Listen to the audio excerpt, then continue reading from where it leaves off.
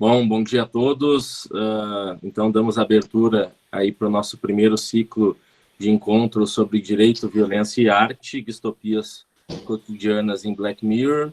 E, no fundo, esse projeto ele foi criado para discutirmos um pouco sobre uma interface entre o seriado britânico e a publicação da obra que eu organizei junto com meu amigo Vicente, essa obra aqui, Black Mirror, Distopias de um Futuro Presente, dos quais os palestrantes todos fizeram parte, escreveram os artigos. Então, cada encontro será sobre um episódio, e o episódio de hoje, quem acabou legendando e escrevendo sobre eles foi o professor Felipe Lázari, o professor Maurício Santana dos Reis e a advogada Regiane Carguinin. Então, pessoal, rapidamente, só para apresentar, e eu já passo a bola aí para o Robson. Agradeço a presença de todos que se inscreveram, que estão participando. Agradeço novamente aí o Robson por mais um projeto conjunto aqui na Universidade de Caxias do Sul. Rapidamente para apresentar, o Felipe é doutor e mestre em Ciências Criminais pela PUC e é professor no IPA, coordenador do Seminário Permanente de Neoliberalismo e Sistema Penal do IPA. Recomendo que vocês participem aí também do seminário, que é um projeto bem interessante do Felipe.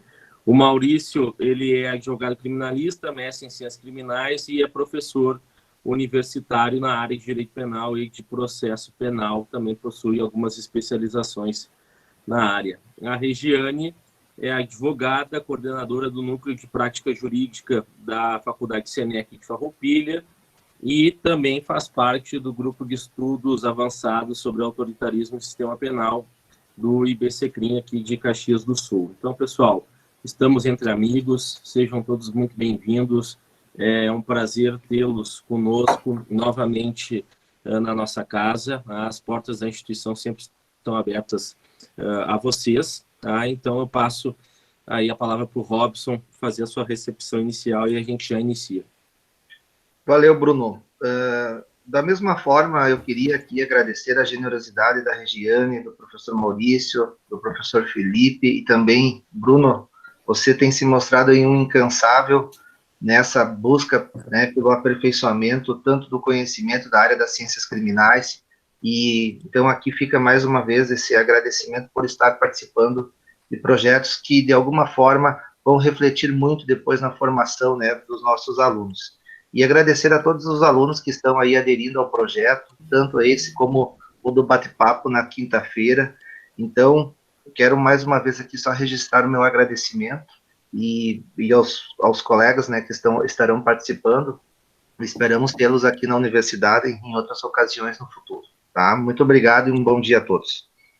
Obrigado, Robson. Na próxima vez presencial e bebemos um vinho depois. Isso aí. Então, acho que eu já passo direto, né, a palavra para o meu amigo Felipe tecer suas considerações iniciais. Eu pensei aí, pessoal, só para vocês se organizarem, uma fala entre 10 e 15 minutos, já que o jogo aqui é curto, para cada um, e no final a gente abre um espaço para os debates, tá bom? Vai lá, Felipe. Tá bem. Então, só para complementar, né, quando for presencial, um vinho e um X, né, também, né, na saída aí, para não perder o X de Caxias, que é muito bom. Então, sim, gurizada, queria agradecer o convite, né, de vocês aí, grandes colegas e grandes amigos, para participar de mais desse debate, né. Eu acho que é uma das coisas aí que acabou de bom se é possível dizer que tem alguma coisa boa, né, nessa vida online aí, é que, né, a gente perde os encontros pós-eventos, assim, que é de onde sai muita ideia interessante, mas a gente pelo menos está fazendo bastante encontro, né, então todo mês tem uma série de atividades, sempre tem alguém organizando alguma coisa, e no fim das contas isso é importante. Eu até estava pensando nisso essa semana, né, porque muitos alunos aí por questão de tempo, porque trabalham no turno que não tem aula, ou até por não terem tido a oportunidade de participar dessas atividades que às vezes são tão importantes quanto o que a gente ministra na graduação. Talvez agora, eu noto pelo IPA, né, tenho acompanhado, então é capaz de pegar gosto pela coisa e começar a participar agora de eventos, né, mais interdisciplinares quando a gente tiver o retorno das atividades presenciais. Mas, bom, né, até para não perder muito tempo, que eu sei que é bem exíguo, assim, E a gente está tratando, então, do The Hand J, né, que é esse... Eu não recordo, é a 4ª temporada, né?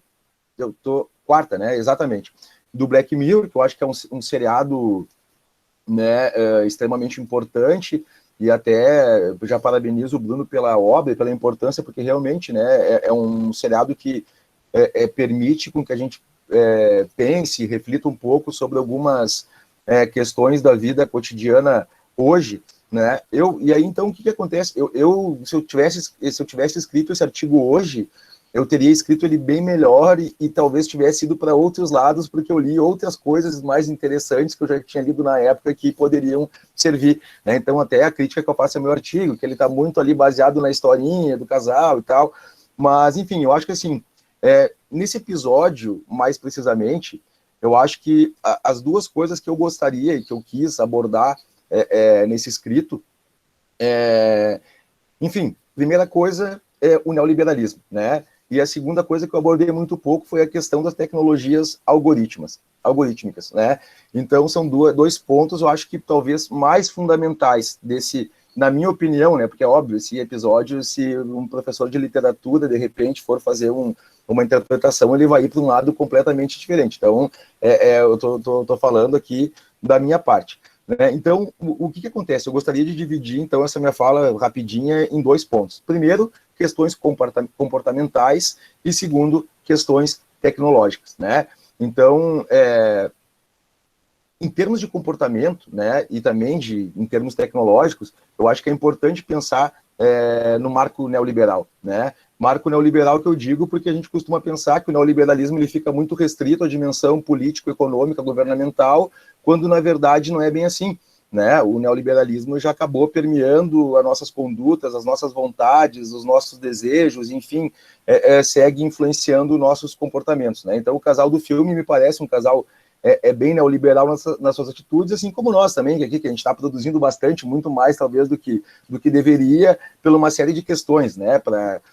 Mas depois eu vou falar sobre isso, né? Então, assim, eu sei que tem gente que está recém tendo os primeiros contatos, talvez com alguns temas que eu estou falando, para compreender o que é neoliberalismo de verdade, para além, né, do paradigma político-governamental e o seu transbordamento para a vida cotidiana, eu recomendo 2 obras que elas podem, né, ter um grande efeito aí na compreensão desse fenômeno. A primeira obra é uma obra que eu li recentemente, que é da Saskia Sassen, né, que se chama Expulsões, que ela vai tratar do neoliberalismo como um regime de expulsões numa série de âmbitos da vida, e para entender esse transbordamento do plano político, governamental, econômico para o campo da vida cotidiana, recomendo lá A Nova Razão do Mundo, do Pierre Dardot e do Christian Laval, e também a genealogia do liberalismo autoritário do Chamayou, né, que saiu há pouco tempo aí pela editora Ubu. Então, o que acontece, né? Quando a gente fala que o neoliberalismo ele acabou transbordando desse plano político, econômico, governamental para o âmbito da vida, né? A gente quer dizer o quê? Que, olha, toda aquela perspectiva de Estado mínimo, de desoneração do Estado, né, que se quer no plano governamental, ela não seria possível sem, né, uma adequação da vida cotidiana, né? Então, as pessoas elas precisavam se tornar, pela cartilha liberal, mais empreendedoras. Empreendedorismo, nesse sentido, resumidamente, significa, primeiro, tu ter uma postura proativa para conseguir jogar esse jogo no mercado de trabalho, enfim, essa concorrência aí que marca o nosso estilo de vida atualmente. Mais do que isso, tu precisa, logicamente, desonerar, né, o Estado de qualquer encargo, então tu precisa, logicamente, assumir os riscos da tua existência para não dar trabalho, né, para o Estado. Então, o que vai acontecer? A gente vai ter praticamente um estereótipo de ser humano hoje, que é aquele indivíduo, enfim, que é descoladão, que entende que tem que entende que realmente é livre, né, muito mais livre do que ele é na verdade. E aí, indo direto ao ponto do filme agora, me parece que aquele casal, pelo tipo de vida que eles tinham, né, me parecia um casal que já tinha até introjetado esse paradigma neoliberal, empreendedor na vida deles, né? E um desses sintomas, basicamente, é a utilização desses aplicativos de relacionamento pessoal, porque numa vida neoliberal, corrida e agitada, onde tu precisa dedicar o teu tempo para produzir, tu não pode ficar perdendo tempo com todas aquelas etapas de um relacionamento amoroso que, por exemplo, nossos pais tiveram, ou talvez até nós, né? As coisas parecem estar se tornando um pouco diferente. Então, uma das coisas que me chama a atenção nesse episódio é justamente isso, né? A utilização demasiada, né? E, logicamente, a indispensabilidade daqueles aplicativos para que as pessoas possam se relacionar. Né? Então, a gente viu que eles... E, ao mesmo tempo, ele mostra mais um sintoma dessa vida neoliberal, né? Que são os relacionamentos descartáveis, né? Ou seja, as pessoas não podem perder tempo com pessoas que, enfim, talvez não se encaixem, não se enquadrem no ritmo de vida, nas pretensões delas, né? Então, nesse episódio fica muito tranquilo, assim, porque vão trocando os parceiros, né, de acordo com algumas situações que vão ocorrendo, porque não se encaixam, etc. Né? E isso, em resumo, é o que acontece, né, basicamente, na nossa vida hoje. Se a gente for pensar em termos de relacionamentos, sei lá, amorosos, afetivos, né? Às vezes as pessoas, nas primeiras barreiras que encontram, seja qual for o motivo, elas já desistem e partem para outra, né? Justamente porque elas não têm mais tempo dentro desse prisma do empreendedorismo para gastar com essas coisas, né? Então, os aplicativos, eles são interessantes porque ele facilita o encontro, mas também porque ele já queima uma série de etapas, né? Que tu teria que ter, logicamente. Então, dá para ver até que nos aplicativos do filme, né, me parece que os aplicativos ali, naquela realidade virtual, eles ficam tentando agilizar as etapas, né? Então, tem aquela parte de conhecer a jantinha, eu não sei o quê, né? Então, isso me parece bastante importante de pensar, né? Até que ponto essa nova razão do mundo, que é o paradigma neoliberal, influenciou o nosso comportamento, né? E outra, será que o nosso comportamento poderia ter se tornado assim sem o uso das novas tecnologias? Eu acredito que não, né? Então, na verdade, essas novas tecnologias, elas foram fundamentais tanto para popularização quanto para que as pessoas realmente aderissem, né, a esses dispositivos. E aí vem uma outra questão interessante, que eu não abordei muito na época do artigo, mas que eu não tinha também tanto conhecimento quanto eu tenho hoje, que já faz acho que 1 ano e pouquinho que eu venho estudando, que são a questão das técnicas algorítmicas, né? Então, assim, vejam que coisa impressionante, né? Porque essas técnicas, elas servem desde para fazer tu encontrar o prato que tu prefere, né, num aplicativo mais fácil, para te conseguir um emprego, está sendo usado para fins políticos também, eu nem vou entrar muito nesse mérito hoje, mas etc, né? Eu agora entrei numa viagem, eu estou com o Pablo aí pesquisando alguns grupos de WhatsApp, e aí, cara, é um troço fenomenal, né? Mas tem muita gente que acredita e se deixa modular por aquilo, né? E lógico, né? No campo das relações pessoais, amorosas, afetivas, sexo casual, enfim, né? Esses aplicativos estão fazendo a maior diferença. Mas o interessante, né? É justamente o funcionamento dele para tentar cortar esse caminho, para tentar antecipar etapas, né, nesse estilo de vida aí, de acordo com o paradigma neoliberal. Então, o que esses aplicativos fazem no final das contas, né? Tipo, não é uma questão só enfim, de sorte, é muito cálculo, muito planejamento, né? E aquilo que parece uma coisinha simples é baseado numa tecnologia muito complexa, né? Então, aí que eu acho que é importante a gente pensar o que são as tecnologias algorítmicas hoje, né? E como elas agem, né? Então, no filme me parece que isso fica bem claro, porque tu se cadastra, tu coloca tuas preferências, né? Então a gente pode pensar aqui em dados fornecidos quando a gente entra numa rede social, tu coloca teu nome, teu lugar, né, a tua localização, algumas preferências, mas aquele aplicativo, no seriado, uma questão bastante importante já fica antecipada, né? Que são os dados que são considerados rastros, né? Que na verdade são dados que são praticamente não cedidos, mas abandonados nas redes, né? Então, de acordo com que eles iam, né, os dois personagens achando de ruim, achando de bom, do modo como eles iam agindo em relação aos seus pares ali, as suas tentativas de relacionamento, dá para ver que ele ia aperfeiçoando, né? Então, cada vez mais reduzindo o número de opções e tornando as opções mais factíveis com as pretensões do usuário, né? Isso é muito importante no fim das contas, né? Essa dinâmica. Porque se a gente, né, quer ter um estilo de vida, como eu posso dizer, economicista nas relações, ou seja, tu não pode perder tempo mais procurando a pessoa que tu quer ficar, e aí de repente tu encontra uma pessoa que ela não gosta de determinado tipo de filme, e aí tu, não, mas eu prefiro não ver o filme eu não prefiro ceder, eu prefiro encontrar alguém que seja que nem eu todo o tempo, né? Então os algoritmos eles vão ter um papel fundamental nisso tudo, né? Porque eles conseguem, logicamente, queimar todas as etapas, prevendo as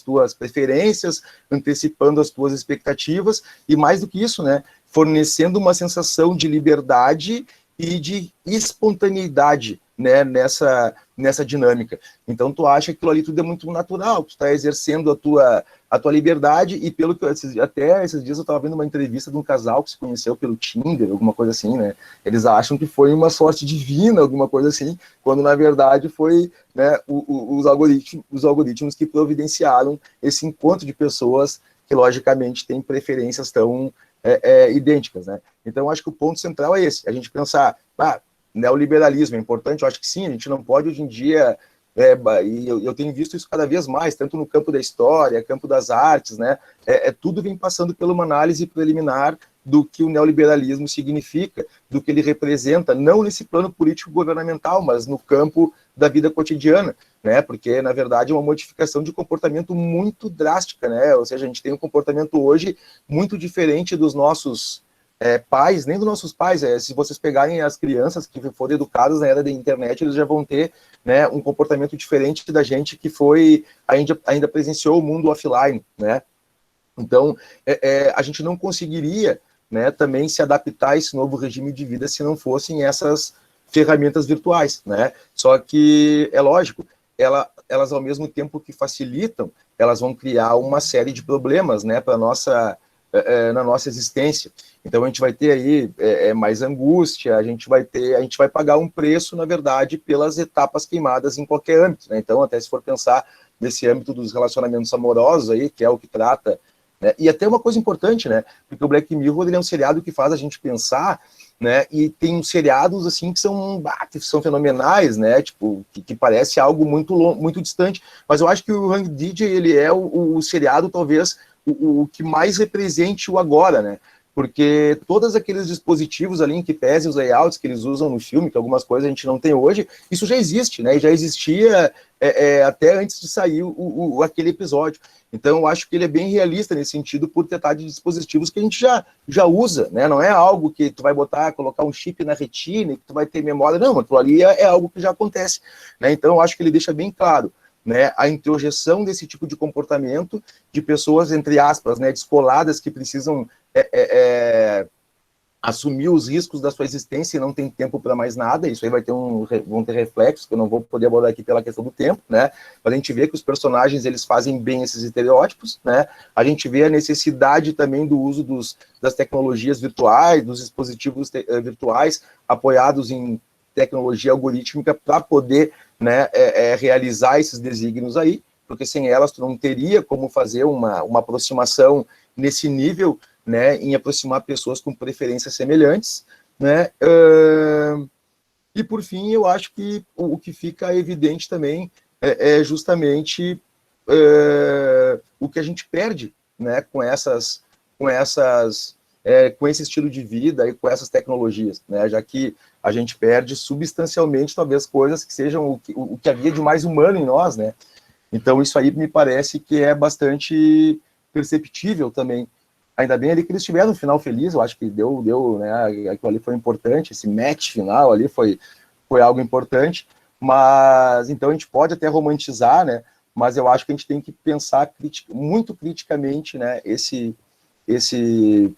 paradigma neoliberal, tanto no campo político, econômico, governamental, quanto no campo pessoal, porque isso aí vai ter um preço, e é um preço alto, né? Então, já tem alguns autores, como o Bifo Berardi, né, que analisa, até tem um autor muito interessante que eu li também, que é professor da Faculdade de Goiânia, o Domênico Hung, ele é meio brasileiro e japonês, assim, e tal, mas ele trabalha com esquizoanálise, né, e psicopolítica, né, Então já está identificando que, olha, a gente está tendo um preço gigantesco, tanto pelo abandono, né, e pela desigualdade que esse regime aí produz no campo político, sociopolítico, econômico, quanto no campo da vida. Né? Então essas tecnologias elas têm um preço, aumento da angústia, né, e ela tem aumento da depressão, e aí tu tem um número recorde de vendas de remédios antidepressivos que comprovam, né, a ocorrência desse fenômeno.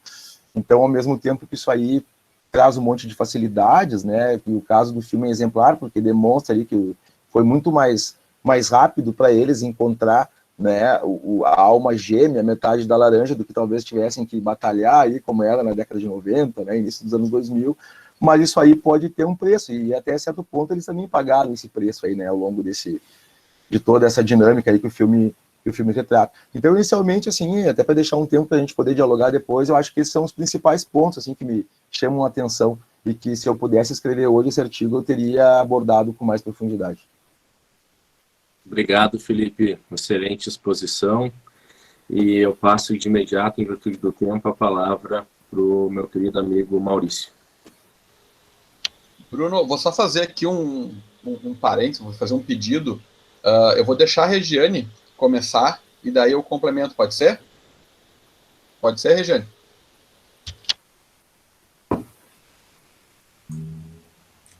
Bom dia, vocês conseguem me ouvir bem? Eu tive alguns cortes ao longo, mas eu acho que é a minha conexão, tá? Então, se vocês não conseguirem me ouvir, por favor, me avisem. Qualquer coisa bom dia, eu pego daqui. Isso, Maurício, aí tu complementa, se teve algum corte, alguma coisa assim, tu vai me avisando. Tá? Então, bom dia, né? Primeiro, cumprimentar todo mundo que está acompanhando, né? E cumprimentar Felipe, Maurício, Robson, agradecer o Bruno pelo convite, né? E principalmente pela oportunidade de fazer parte desse trabalho, né? Ainda que com uma contribuição pequena, mas de um trabalho tão bacana que resultou nesse livro fantástico, né? E eu brinco com isso, mas que já é para mim uma relação de amor e ódio, né? Porque é exatamente esse o sentimento que eu tenho a cada novo ensaio, a cada leitura. E eu acho que é aí que reside o brilhantismo da obra, né? O fato de que são todos escritos que trazem provocações muito importantes, né? Para não dizer urgentes, e que são provocações já trazidas pelo seriado, mas que ganham aqui, nessa obra, uma profundidade muito significativa. Né? Então, isso que é o bacana, e é realmente uma relação de amor e ódio, porque são provocações à luz das mais diversas áreas do conhecimento que realmente causam aquela angústia tão necessária. Né? Então, em resumo, Bruno, Vicente mandaram muito bem, Robson também pela organização desse evento, e que responsabilidade participar desse diálogo. Então, deixo o meu momento. E eu e Daniela, que infelizmente não pôde estar presente, nós fomos orientandas do professor Maurício e tivemos a felicidade de produzir alguns materiais, algum conteúdo bacana, sempre sob a supervisão do Maurício e com as orientações dele. E quando nós escrevemos esse ensaio aqui para o livro, isso foi em 2018, nós havíamos acabado de perder Marielle Franco. Então, a Marielle executada lá em março de 2018. Né? Essa figura, essa mulher emblemática que desafiava e que ainda desafia em memória as estruturas e os padrões de desigualdade no país. Então, nós sentimos muito a necessidade em falar sobre o direito de resistência e o enfrentamento ao estado de exceção, né? Que não é exceção, é regra. E ao contrário do que acontece no seriado, né, não se trata só de uma simulação. Infelizmente, nós realmente perdemos, ao longo dos últimos anos, figuras militantes dos direitos humanos muito importantes para a nossa sociedade. E Marielle era, muito antes de ser uma figura política, Marielle já era um símbolo de resistência enquanto mulher negra, né, homossexual, mãe solo.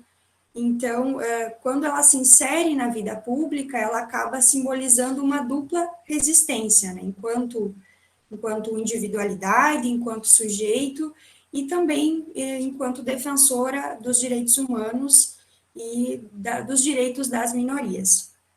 O Brasil, infelizmente, ocupa o topo, né, está entre as primeiras posições dos países em todo o mundo que mais persegue e mata militantes defensores de direitos humanos, né. Em 2019, foram registrados 24 mortes relacionadas especificamente à execução, né. Claro que a gente sabe que existe uma cifra oculta, né, de casos que não são registrados e não são vinculados como execuções. Mas, ano passado, nós perdemos figuras muito importantes, indígenas, campesinos, ambientalistas, políticos de influência na área, e também, ano passado, se não me falha a memória, nós perdemos coordenadores importantes do MAB, que é o movimento dos atingidos por barragens, né, que eram pessoas aí que estavam bradando pelos direitos de todas essas vítimas da Vale e dos últimos desastres, as catástrofes ambientais, né. Então, infelizmente, a gente precisa avançar muito, e o Brasil só fica atrás da Colômbia e de Filipinas em termos de execução e perseguição de defensores e defensoras dos direitos humanos. Então, nós sentimos, na época, muito a necessidade de falar sobre o direito de resistência, né, dessa rebelião. Embora no seriado as rebeliões nunca tenham acontecido, né, tudo não passou ali para que no final a gente entendesse tudo, mas, assim como Marielle e a figura que ela representa, nós queríamos tratar sobre o estado de exceção. Vocês estão me ouvindo bem? Escutei um ruído aqui. Vocês me ouvem bem? Sim, Regiane, tá ótimo, pode seguir. Tá, beleza. É que eu escutei um ruído e eu achei que era porque não estavam me ouvindo, mas beleza, vamos lá.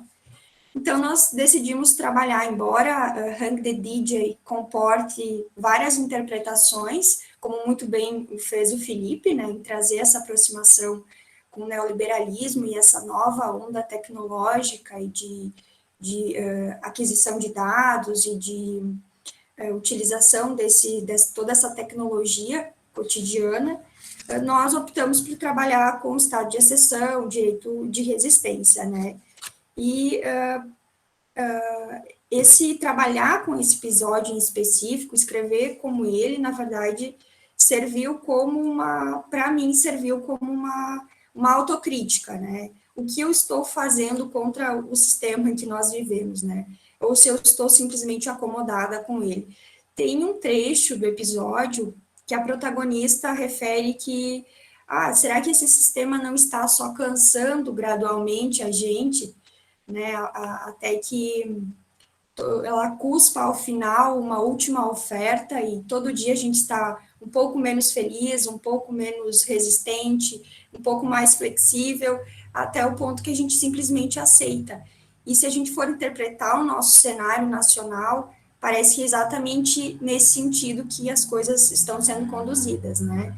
A gente considera um bom dia quando a gente não precisa dizer o óbvio. Então, quando nós não temos um ataque ao SUS, quando nós não temos um ataque à educação, não temos nenhum grande escândalo, nossa, foi um baita dia hoje, né? Então, nós não avançamos nada. O dia que nós não temos um grande retrocesso, a gente já considera uma vitória.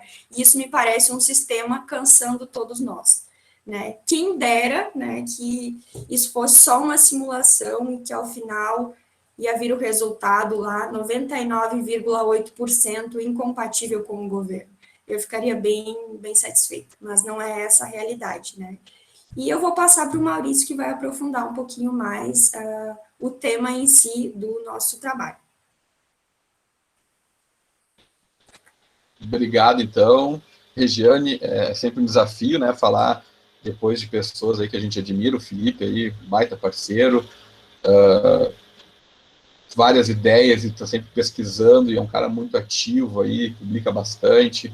A Regiane aí, que só me dá orgulho, esses orientandos aí, não é? Eu costumo dizer que eu estava na hora certa, no lugar certo ali, né, porque o mérito é muito dela, da Daniela e outros orientantes que eu tive também, brilhantes, o Rafael. Estamos já pensando coisas aí para o futuro também. Então, acaba que eu tenho essas sortes, às vezes, né? Então, a gente tem que aproveitar. Bom, mas eu queria também iniciar aqui agradecendo o convite, primeiro, o convite aí que o Bruno e o Vicente fizeram para escrever, né? Propus na época para a Daniela e para a Regina, elas toparam, e queria agradecer porque era um seriado que eu gostava muito, não é? Eu gosto tanto de Black Mirror que eu acho que a 5ª temporada não faz parte do cânone, não é algo à parte, assim, né? A gente faz um universo expandido, assim, né? Mas acho que é um seriado que nos provocou muitas reflexões enfim, eu me lembro que a primeira vez que eu vi, eu assistia na época House of Cards, gostava muito, e eu me lembro que o Moisés fez essa recomendação do Black Mirror, eu fui ver e disse, cara, chega de House of Cards, porque isso aqui é muito melhor, né? Então, acho que foi essa impressão. Inclusive, aqui, ó, tô com uma camiseta do Black Mirror, né? Enfim. E queria agradecer também o Robson aí por ajudar me convidar nessa participação aqui também, porque eu acho que é importante. Bom, me chamou até a atenção, não é, que nós tínhamos aí dois artigos sobre esse episódio dentro do DJ, porque é um episódio que eu acho que ele foge um pouco da lógica do Black Mirror, não é? Porque a gente tem outros episódios que trabalham com essa mesma premissa, né, e o Felipe aí conhece melhor os algoritmos, de tu capturar a memória, capturar os dados e criar uma realidade alternativa, não é? Tem lá o Natal Branco, tem esqueci agora, eles tinha um monte, San Rupineiros, tem o Black Museum, não é? Então a gente tem várias outras abordagens que são feitas desse fragmento dos dados, como se fosse um fragmento da consciência de quem está sendo aprisionado. Mas esse aqui eu acho que ele é bem diferente dos outros. E eu tenho razões, assim, quando o Bruno me convidou para escrever, eu disse, não, mas esse episódio ele tem uma coisa diferente. E a abordagem que eu quis fazer, tanto com a Regiane e com a Daniela, ela é um pouco diferente da do Felipe. O Felipe ele foi pontual ali nas questões que eu acho essenciais, falou ali do capitalismo, do neoliberalismo, da questão do algoritmo, de como isso como a gente está impregnado disso na nossa sociedade, mas eu fiz uma análise mais metafórica, não é? Eu talvez me prendi mais ali na metáfora do que no que eles estavam nos apresentando, né? E acho que é importante que a Regiane traga isso, esse contexto aí que a gente está imerso, que eu acho que ficou muito evidente a partir de 2013, mas que já existia antes também, né? A gente tem que também ter isso em mente. Essa realidade de desvalorização dos direitos humanos, de negação dos direitos humanos, de ofensa aos defensores dos direitos humanos, eu acho que nesse momento ali, quando a gente falou, a gente estava meio que no estopismo, não é? Então, foi um momento importante para a gente provocar essa reflexão a partir da metáfora desse episódio, né? Acho que isso é a grande, talvez aí, o que a gente quis contribuir mais, não é trazer uma metáfora, utilizar aí uma obra artística para tentar buscar uma metáfora que a gente possa aproximar com aquilo que nós estudamos no campo do direito, não é? Então, quando a Regiane fala aí da exceção e tudo mais, não é? A gente acaba usando bastante o Agamben, da época que o Agamben era bom também, né? Porque agora já não dá mais para confiar muito no velho ali, né? Mas a gente traz lá excertos do Agamben que ele vai falar justamente sobre o estado de exceção, sobre a vida nua e tudo mais, e a gente começa a contemporizar isso justamente com um texto curtinho, eu vou até recomendar aqui, do Joaquim Herrera Flores, não é? Que ele fala sobre essa questão dos direitos humanos e o direito de resistência, não é? Porque todos os direitos que são importantes para a gente, todos, sem exceção, vieram de duros processos de luta, não é? Se a gente para pensar lá na história do direito à vida, ele só é reconhecido a partir do momento que a gente começa a questionar isso. Não é uma coisa que nos é dada naturalmente, não é? A professora Ruth Gauer, que falava para a gente lá, não é? A diferença do direito para os privilégios é que o direito ele vai abranger todos os privilégios, vão abranger apenas um grupo pequeno. Então, a gente pode dizer que os privilégios eles são naturais, não é? Aquela pessoa tem aquele privilégio simplesmente por ter nascido, mas os direitos não é? Os direitos eles só vêm de processo. E eles são processos que eles são contínuos, porque por mais que exista lá uma garantia abstrata do direito à vida, do direito à liberdade, a gente sabe que na vida real, não é? Essa garantia ela é muito porosa. Vai depender muito do local que tu tá, de quem, enfim, do meio social que tu vive, né, da relação que o Estado vai ter contigo. Então, eu acho que começa por aí a reflexão, não é? De que a gente vive, sim, em diversos campos de exceção e que a única defesa que a gente tem contra esses campos de exceção é justamente a resistência. Muitas vezes seria negar o próprio direito, né? Se o direito ele é abjeto e obtuso, não é dessa maneira. O Novo Monreal fala, né, o direito como obstáculo, não é? Enfim, esqueci o título do livro, depois eu mas como um obstáculo à justiça social, digamos assim. Então, talvez somente resistindo que a gente consegue buscar, não é, essa fuga desse campo opressivo do direito. Então, isso é da prática, não é? Qualquer advogado, imagino que tem advogados aqui, qualquer advogado sabe, não é? Eu costumo brincar em aula, a parte mais difícil de um processo é tu ver o inquérito policial. Não é? Porque depois que tu vê o inquérito policial, parece que vai. Mas são tantos obstáculos para tu conseguir ver um inquérito policial, não é? Que parece um absurdo, que olhar o processo seja tão perigoso assim. E todo advogado que milita na área criminal, que atua na área criminal, sabe do que eu estou falando. Não é? Tu entra na delegacia, parece que tu é pior do que... imagina, parece que é pior do que o próprio réu, porque tu não praticou o crime, tu tá ajudando o cara a praticar o crime. Então, enfim, não é? Todo mundo que é advogado, criminalista, que um dia entrou numa delegacia para defender uma pessoa sabe do que eu estou falando. Mas ainda assim a gente vai lá e insiste, né? A gente vai lá, bate a cabeça, não é? Tenta manter a sanidade, tenta não ofender ninguém, né? E tu tá todo dia ali lutando por aquilo, não é? É uma luta que ela é constante. Bom, então a gente pratica resistência em todas as defesas que a gente faz, não é? E daí que vem um ponto importante. Por que esse seriado me chamou a atenção? Qual é a parte da metáfora que eu estou trazendo aqui?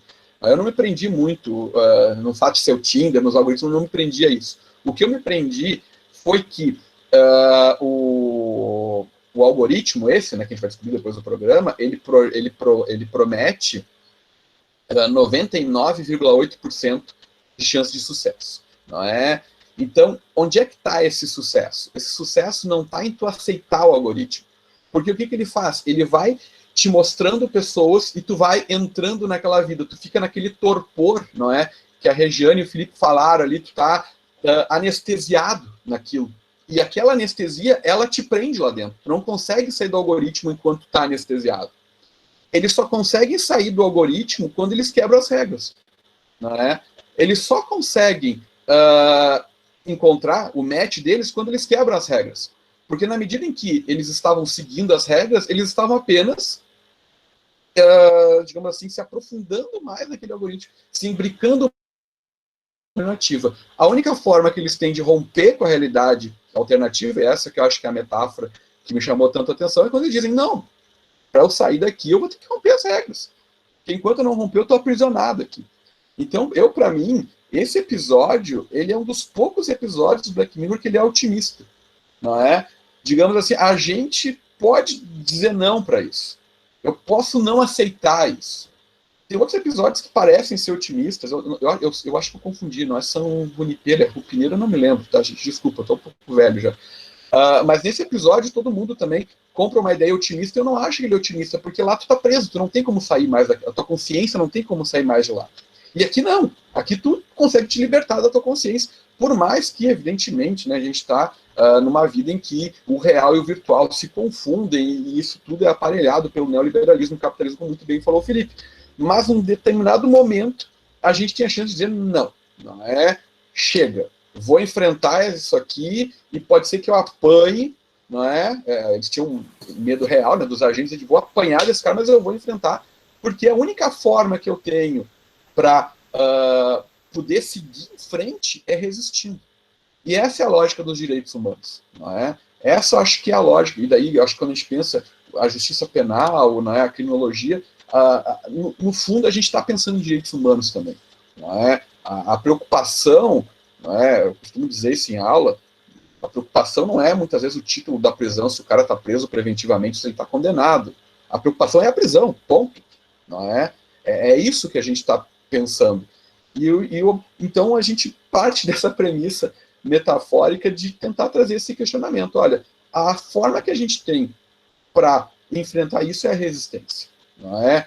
A gente segue as regras, tudo, e muitas vezes isso não funciona. Quando não funciona, não sobra alternativa, senão a própria resistência. Bom, eu vou parando por aqui para a gente poder abrir para o debate também, mas agradeço mais uma vez a possibilidade aí de discutir.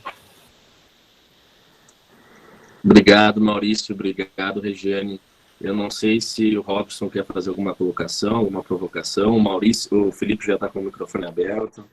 Na verdade, quando o Felipe começou a falar, e agora, depois da fala da Regiane, concluindo com o Maurício, Bruno, eu fiquei pensando aonde fica a felicidade nessa história toda.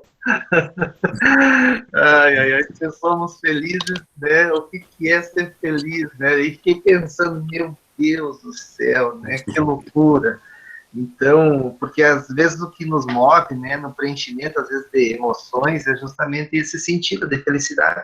E a minha mãe, e eu estava lembrando agora dos aplicativos, até a minha mãe, ela está com 63 anos, então ela é separada, e agora, faz um tempo atrás, acho que uns 13 meses atrás, ela entrou num aplicativo de relacionamento e ela encontrou uma pessoa. E então ela estava totalmente extasiada com aquele momento, e aí eles marcaram um encontro, sabe, Felipe, Maurício, eles marcaram um encontro, e ela ligou até para minha esposa dizendo, olha, eu tô como se fosse o meu primeiro encontro, ela disse, né? E aí depois passou, se encontraram, né, se enxergaram, conversaram, deram umas namoradas, e aí depois não deu certo, né? E aí, por último, até liguei para ela perguntando como é que ela estava se sentindo, assim, como é que ela estava. Fiquei um pouco preocupado com a sensação mais realmente, né, psicológica, afetiva. E ela disse, não, eu estou bem, só que ela disse, é a vida, né? É assim, às vezes a gente encontra a pessoa certa, às vezes a gente não encontra, mas eu achei ela disposta a seguir tentando, eu vi ela nessa disposição. E então eu acho que é isso, sabe? Onde está a felicidade de toda essa, não vou dizer que é uma paranoia, né? Mas das nossas noias do dia a dia. Ô, Bruno. Fala, Felipe. Posso falar? Só... Eu estava ouvindo o Maurício, eu acho que ele foi muito... Eu acho que ele acertou nas colocações dele, e eu acho que é justamente aí que os nossos artigos podem se complementar, entendeu? Porque a primeira coisa que ele disse, né, é a questão da consciência, né? Então, essa prisão na consciência, isso tem que ficar muito claro, né? Porque, na verdade, a rede não existe. A rede só existe na nossa cabeça. No fim das contas, é isso, né? Essa rede não existe, tu não tem como... Ela não o cyberespaço, ele não existe, ele existe na cabeça, né, das pessoas. Então tu acha que tu tá conectado, não, tu tá, né, tu tem um servidor que armazena dados, que tu pode te logar ou não, etc. Mas a rede, como rede, ela existe na nossa cabeça. Logo, né, tu só pode ficar fixado nessa perspectiva e, logicamente, escravo dela, porque tu acaba introjetando essa rede na tua cabeça, e aí tu, dentro da tua subjetividade, tu acaba não conseguindo mais pensar sem ela. E aí uma outra coisa, né, sobre otimismo, e eu acho que assim, isso é muito grave o que eu vou dizer, mas é muito grave, mas é verdade, mas isso não significa que a gente vai abandonar a faculdade, que a gente vai abandonar a advocacia, mas o direito ele precisa se entrelaçar com a filosofia, né, e a filosofia ela não pode ser uma filosofia escrava de conceito, etc., ela tem que ser realmente aberta e crítica, né, eu acho que sei lá, de tudo que eu tenho lido de filosofia, talvez o que seja mais... a filosofia mais resistente para mim é do Herbert Marcuse, né? Esse cara aí para mim, olha, enfim, o cara falou bem do passado, previu o futuro, então ele é o cara, para mim, que mais diagnostica assim, a sociedade industrial, com ou sem rede, e tudo que a gente vê hoje ele já tinha falado lá atrás. Mas assim, ele falava muito dessa questão da felicidade, né? Já falando das mass media lá nos anos 60, etc. Mas me parece, né, que toda essa felicidade falsa ou verdadeira, é difícil de dizer isso, né, porque a gente segue tendo felicidades no período atual, né? Tu vai encontrar tua família, tu se sente feliz, eu encontro o Bruno, eu fico feliz, porque são encontros realmente, né, humanos, da essência humana. O problema é quando tu baseia tua felicidade em coisas que talvez não tenham nada a ver com a questão humana, mas sim com consumo, com, sei lá, com conquistas profissionais, etc., aquela coisa toda. Mas uma coisa é importante pensar, né? Essa aparente felicidade, eu estou falando da felicidade, sei lá, a felicidade fútil, ela nada mais é, né? E aí que vai, se a gente for pensar o neoliberalismo, ela é um verniz que serve para esconder ou para te fazer suportar uma vida que ela é muito difícil, e se ela é difícil para a gente aqui, imagina para as pessoas que estão realmente expulsas de qualquer tipo de convivência, né? Tipo, vai ser pobre todo dia, vai ser negro todo dia, vai ser um favelado todo dia, talvez tu nem suporte o que o cara, né? Eu tenho um amigo meu que uma vez a gente estava falando de racismo, ele é negro, a gente discutindo entre os amigos, ele falou pro outro, vai ser negro todo dia. Aí tu vai ter o racismo no caixa da padaria, tu vai ter o racismo no banco, no trabalho, não é que nem a gente que se depara com casos, né? Então tu sente na pele. E aí é o seguinte, é um verniz que serve, né, para te suportar ou para esconder um estilo de vida que é só pensar. O estilo de vida atual, imposto pelo que a gente chama de neoliberalismo, sei lá, daqui a pouco vão dar outro nome, daqui a 100 anos, não combina com direitos humanos, não combina com democracia. Né? Tipo, os pensadores neoliberais, eles vieram atacando a democracia desde o início, né? Porque é óbvio, um regime que quer dar conta do direito de todo mundo, ele é ingovernável, não serve para nada, etc, aquela coisa toda, né? E direitos humanos também, porque hoje em dia tu tem que comprar os teus direitos humanos, né? E logicamente as pessoas que, pelo menos a gente aqui na área criminal, tenta preservar os direitos humanos, são pessoas que são vistas como lixo, pessoas que são vistas como inadaptadas, que na verdade não conseguiram vencer porque foram vagabundas, porque não se puxaram, porque não sei o quê.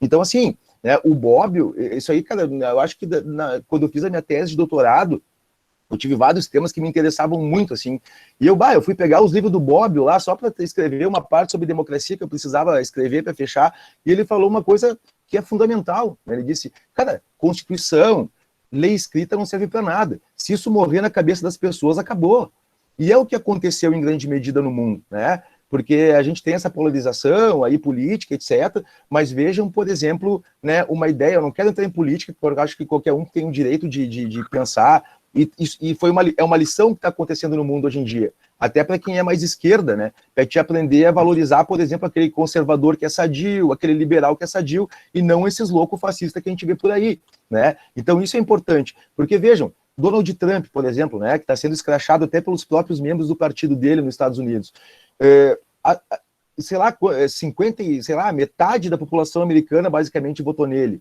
Essas pessoas, para elas, a democracia já morreu. Para elas, os direitos humanos não existem, né? E é a mesma coisa para algumas pessoas no Brasil que pregam volta de ditadura, que pode, sei lá, exterminar os filhos dos pobres, etc. Isso aí, se a democracia morreu na cabeça das pessoas, os direitos humanos morrem junto, né? Isso aí tu muda completamente um paradigma, porque a democracia só existiu depois do pós-guerra, porque a maioria das pessoas acreditaram nela, né? Então, tipo, esse é o desafio hoje que talvez as tecnologias tentem nos esconder, né? Tipo, será que ou que elas estejam evitando com que as pessoas reflitam, né? Será que a gente quer isso mesmo? Será que a maioria das pessoas querem? Né? E se não querem, será que elas não querem conscientemente? E como vai se fazer a elas ter um amor por isso, né? Então, eu fico pensando, isso é tudo muito bonito, essa discussão, os algoritmos servem para muitas coisas, podem ser criticados por outras, mas no fundo, né, eles servem também para esconder um modo de vida que se torna cada vez mais insuportável, né? E aí eu falei antes daquela autora da Sasha Sassen, né? Que para mim é o livro que tem mais riqueza de dados sobre o que é o neoliberalismo. Ela vai lá nas pesquisas com dado mesmo, para quem gosta de estatística, etc., e mostra, né? A gente está criando uma massa abandonada no mundo e talvez a gente não veja isso, né? Mas talvez os nossos filhos, eles encontrem um mundo bem complicado. Porque a gente sabe que, historicamente, o momento que tu tem uma massa abandonada, empobrecida muito grande, o Estado autoritário vem a galope, porque tu não tem como controlar mais. Então, eu acho que é perigoso por causa disso, né? Tipo, eu acho que todas essas tecnologias também, elas além de nos causar angústia, elas escondem, né? Elas douram a pílula, né? Que parece que o mundo é uma coisa quando na verdade ele não é, e a coisa vem ficando cada vez mais perigosa, as pessoas já perderam o amor aí pelos princípios democráticos, etc. Daqui a pouco, né, a gente tem aí um retorno ao passado totalitário, fascistoide, etc., e logicamente com muito mais poder do que tinham no passado, né? Então eu só queria fazer esse enlace aí com a fala do Maurício aí. Eu vou aproveitar o gancho aqui. Posso, Bruno? Tu quer fazer um comentário também? Porque, cara, existe uma coisa que, digamos assim, a gente tem hoje um fascismo no mundo que ele se baseia muito na questão de negacionismos, na ignorância, eles questionam muito as coisas, eles têm uma característica niilista, assim, no sentido de que vão negar tudo, vão destruir tudo e não vão propor nada no lugar, não é? Então, às vezes a gente precisa destruir as coisas, mas a gente precisa destruir para fazer algo novo, e não destruir só para fazer terra arrasada e dali eu conseguir controlar. Então, isso chega num momento em que a gente tem uma velocidade de comunicações que é da nossa época, não é? Eu sou dos anos 80, tá? Eu sou de 83.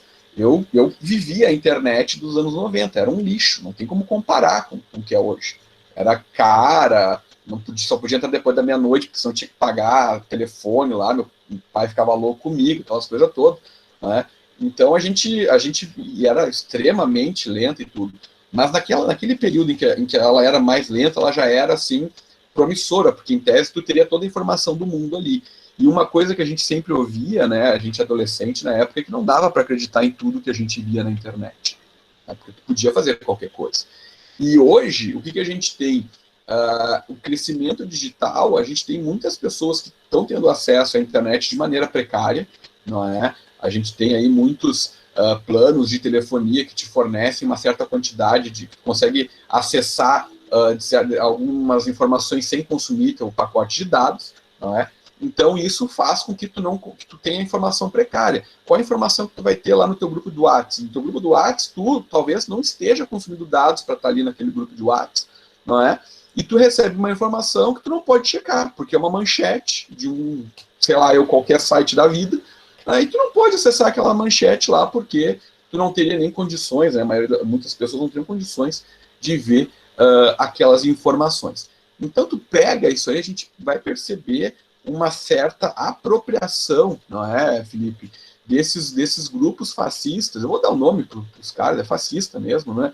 Por mais que digam que não, que eles vão se apropriar disso para a sua divulgação. E isso surge, assim, eu fui ver aqui, Bruno, quem foi que escreveu sobre o episódio do Valdo, né? Eu vi que foi o Moisés. Então, eu estava vendo, como ele não vai falar aqui, eu não corro risco de ser desautorizado depois, né? Mas eu estava olhando nisso aqui, o Moisés, ele lembra uma coisa muito importante. Eu falei de 2013, né? Mas 2013 era um momento que a gente tinha muita esperança no mundo. Né, que a gente teve a Primavera Árabe lá em 2011, a gente teve o movimento Occupy Wall Street, não é? Os indignados na Espanha, várias pessoas questionando a privatização dos espaços públicos e tudo mais, não é? Então a gente estava lá numa possibilidade assim muito grande de questionamento. E vem 2013, toda essa possibilidade ela é apropriada, não é? E daí eu acho que vem muito com essa questão do algoritmo, daquilo que determinados grupos vão conseguir dizer o que a gente vai assistir. A gente sempre fala da bolha, né? A gente está numa bolha lá, então, na minha bolha as pessoas são mais progressistas, eu tenho a ilusão de que o mundo está melhor, mas ele não está, ele está uma porcaria. Não é? Por quê? Porque eu tenho uma apropriação disso. Não é? Eu tenho uma apropriação dessa bolha. E acho que esse episódio aí do Momento Valdo, acho que ele é fantástico. E exatamente isso, que é um momento, um palhaço lá, um fantoche, é uma animação, um desenho animado, não é? Que só fala besteira e que é eleito pelo povo, sabe? Então, eu acho que é exatamente isso. Não é? A gente não está vivendo, talvez o episódio de Black Mirror que mais fala sobre o nosso tempo é o do Momento Valdo. E eles não estavam falando do Brasil, eles estavam falando lá do Trump, sei lá. E daí veio Trump, veio o Orbán, veio Duterte, veio Bolsonaro, veio todas essas pragas que a gente tem no mundo hoje, não é um fenômeno nosso, é um fenômeno mundial, é uma apropriação mundial disso. E acho que o que vem pela frente é o que a gente pode fazer, não é? E eu acho que o caminho que a gente pode fazer é justamente esse. Eu acho que a gente tem que tentar esclarecer as pessoas do que está acontecendo, não é? E principalmente resistir. Tu falou muito bem ali, Felipe, da questão do racismo, né? Eu tenho interesse em pesquisar a questão do racismo, eu nunca vou ter condições de falar com um local de fala, digamos assim, sobre racismo, mas eu gosto de tentar entender, não é? E o grande amigo meu, Marçal Carvalho, ele escreveu um texto outro dia que eu achei muito bom, não é? Que é um advogado em atitude suspeita, né? E ele falou isso: o negro vive em atitude suspeita. Para quem fala de processo penal e tudo, né? Que seria motivo para uma busca de atenção e tudo mais. O negro vive em atitude suspeita. E essas pessoas, elas estão resistindo. A gente tem grandes intelectuais que estão nos mostrando o que a gente pode fazer. Talvez seja esse o caminho também. A gente entender que a gente está num mundo em que os direitos eles valem nada ou quase nada, não é? Direito é para, como o Felipe falou, é para quem pode comprar, né? E a gente tem que questionar isso. A gente não tem que aceitar. A gente tem que reconhecer que existe, mas não aceitar, não é? Acho que reconhecer que existe é importante. A gente não pode ser negacionista. A gente vive num momento em que a coisa está feia, não é? Só que agora que a gente sabe disso, o que a gente pode fazer para melhorar? E isso passa naturalmente pela valorização aí dos direitos sociais, dos direitos humanos, dos direitos fundamentais.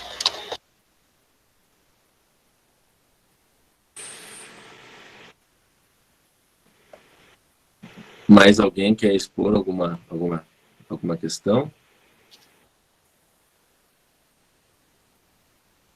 Então, vou fazer eu aí as minhas considerações. Eu queria indicar uma leitura, que foi uma das últimas leituras, já faz um tempo que eu fiz ela, faz mais de ano, mas foi uma das que mais me marcaram, que é esse livrinho aqui, ó, Desobedecer, do Frederick Gross. O Frederick Gross, ele vai trabalhar nessa obra com a ideia de desobediência civil, com a ideia de resistência, né? E tem uma frase aqui que eu vou ler para vocês rapidamente, que me marcou e eu acho que contribuiu ao debate. E diz o seguinte: numa época em que as decisões dos especialistas se orgulham de ser o resultado de estatísticas anônimas e insensíveis, desobedecer é uma declaração de humanidade. E acho que a grande discussão do seriado como um todo é o uso que nós fazemos enquanto humanos, enquanto sociedade, das tecnologias, né? Não é uma demonização da tecnologia, não é nenhum endeusamento da tecnologia, mas o uso irrefletido que nós fazemos das tecnologias, né? E nesse episódio eu gostei que o Felipe trouxe a questão dos algoritmos, né?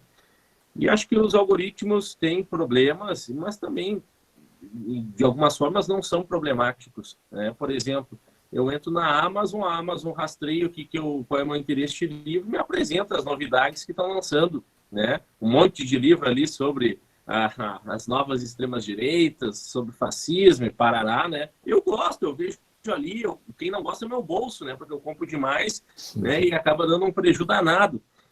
Mas eu gosto desse tipo de algoritmo, né? O problema para mim é o algoritmo que vai, de alguma forma, influenciar a decisão, vai fazer manipulação da população, vai deixar o pessoal numa bolha, né? Numa bolha retroalimentando preconceito, retroalimentando violência, retroalimentando racismo, homofobia, misoginia, etc., né? Esse tipo de forma de atuar da tecnologia ela é perversa, né? Mas ela já existia antes, convenhamos. Né, já existiam os grupos racistas, etc. Só dá uma potencializada muito grande, né, a meu ver, né? E acho que a questão que o Robson traz da felicidade também ela é essencial, né? É como ser feliz dentro desse mundo. Essa é uma pergunta bem importante, né? Diante desse imperativo que nós temos de gozo e de felicidade a todo momento, que a sociedade nos impõe de alguma forma, que nós devemos estar felizes, só que a forma de funcionamento dessas tecnologias nas mídias sociais nos geram somente sofrimento psíquico, né? Porque há aparências de de que todo mundo vive uma vida muito feliz, de que todo mundo está muito bem, de que está todo mundo bem no trabalho, vencendo, né? Que está tudo bem com a família, onde a gente não mostra e não manifesta tristeza, fragilidade, etc. E isso acaba nos fazendo mal, porque se a gente está se sentindo mal e todo mundo feliz, o problema é a gente. Isso acaba retroalimentando aí um sofrimento psíquico agudo. E o excesso de tela, né, hoje em dia, com a gente o tempo inteiro nas mídias sociais, acho que traz esse problema de forma um pouco mais aguda. Não sei vocês aí como professores, mas a quantidade de alunos que vieram me procurar com sofrimento psíquico esse semestre foi apavorante, assim. Eu fiquei, né, com ansiedade, com depressão, né? Para mim foi o excesso de tela. E a questão é, quando a gente pega um aplicativo, né, na minha vida de solteiro, um Tinder da vida, né? Quando é que tu vai recorrer ao Tinder? Quando tu tá te sentindo solitário. Quando tu tá ali não conseguindo dormir na cama, daí tu vai passar e aquilo ali parece mercadoria. Estão te oferecendo uma mercadoria, tu passa para um lado, passa para o outro. O problema é quando tu começa a passar e querer aquelas pessoas e não tem ninguém de volta, né? Tu se sente um lixo, né? Ou seja, aquilo ali retroalimenta ainda mais tristeza, né? E parece que a gente não estava preparado para lidar com as frustrações, né, que essas transformações das mídias sociais nos trouxeram de alguma forma, né? E isso vai ter repercussão nas nossas subjetividades, né? Querendo ou não, a gente não consegue fugir dessa lógica. A gente precisa, enquanto professores, divulgar nossos cursos, nossos eventos via mídias sociais, senão eles não vão sair, senão ninguém vai ficar sabendo, né? Enquanto advogados, né, o pessoal não para de publicar, a defesa não dorme, né, mais uma absolvição, né? Eu sou um péssimo advogado criminalista porque eu adoro dormir, velho. Eu adoro dormir, eu durmo, né? Pra caralho, né? Não nasci para ser advogado, então. E só que daí se tu fica te baseando por isso, o cara vai lá publicar a absolvição dele, mas ele não publica ali as dezenas de condenação que teve dos clientes também, né? Então nos gera um mundo que é uma aparência de felicidade total, né? E isso nos gera frustração, nos gera angústia, nos gera ansiedade. E acho que a gente precisa debater sobre esse sofrimento psíquico. E é claro que a gente vai encontrar casos de pessoas que, utilizando essas tecnologias, vão encontrar relacionamentos duradouros, relacionamentos sérios, com afeto, com humanidade, né? Eu me lembro que eu tinha uma colega de trabalho que encontrou o marido num daqueles chats do Walk, um daqueles primeiros chats que teve de bate-papo, você se lembra daquilo?